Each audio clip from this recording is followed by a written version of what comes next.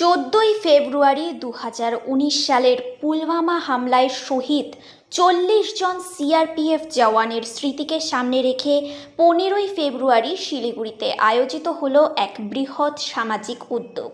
শহীদদের প্রতি শ্রদ্ধা জানাতে আবেগের বদলে মানব সেবাকেই বেছে নিয়ে অনুষ্ঠিত হয় মেগা ব্লাড ডোনেশন ক্যাম্প ও free mega health check up camp. এই কর্মসূচির আয়োজন করে শিলিগুড়ি বন্ধুচল ওয়েলফেয়ার অর্গানাইজেশন। সহযোগিতায় ছিল Siliguri Sukanta sporting union club. শিবিরটি পরিচালন করতে সহযোগিতা করে আজমি কেয়ার এবং SD hospital blood bank Siliguri. Sponsor হিসেবে পাশে ছিল শর্টকাট ক্লাস। অনুষ্ঠানটি অনুষ্ঠিত হয় সুকান্ত স্পোর্টিং ইউনিয়ন ক্লাব প্রাঙ্গণে, রবীন্দ্র সরণি, শিলিগুড়িতে। অনুষ্ঠানের সূচনা হয় জাতীয় পতাকা উত্তোলনের মাধ্যমে। দেশপ্রেম ও মানবতার বার্তা নিয়ে শুরু হওয়া এই উদ্যোগে বিশেষ অতিথি হিসেবে উপস্থিত ছিলেন শিলিগুড়ি শহরের উপমহানাগরিক অর্থাৎ ডেপুটি মেয়র রঞ্জন সরকার সহ অন্যান্য বিশিষ্ট ব্যক্তিবর্গ। তারা উদ্যোগের ভূয়সী প্রশংসা করেন এবং বলেন, শহীদদের স্মরণে এ ধরনের মানবিক কর্মসূচি প্রকৃত শ্রদ্ধাঞ্জলি।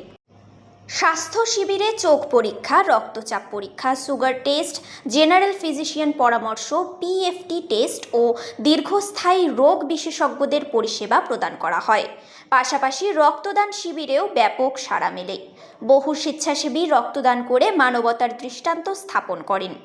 শহীদদের আত্মত্যাগকে স্মরণ করে মানবতার সেবায় এগিয়ে আসার এই উদ্যোগ শিলিগুড়িতে এক ঐক্য ও দায়বদ্ধতার অনন্য উদাহরণ হয়ে রইল।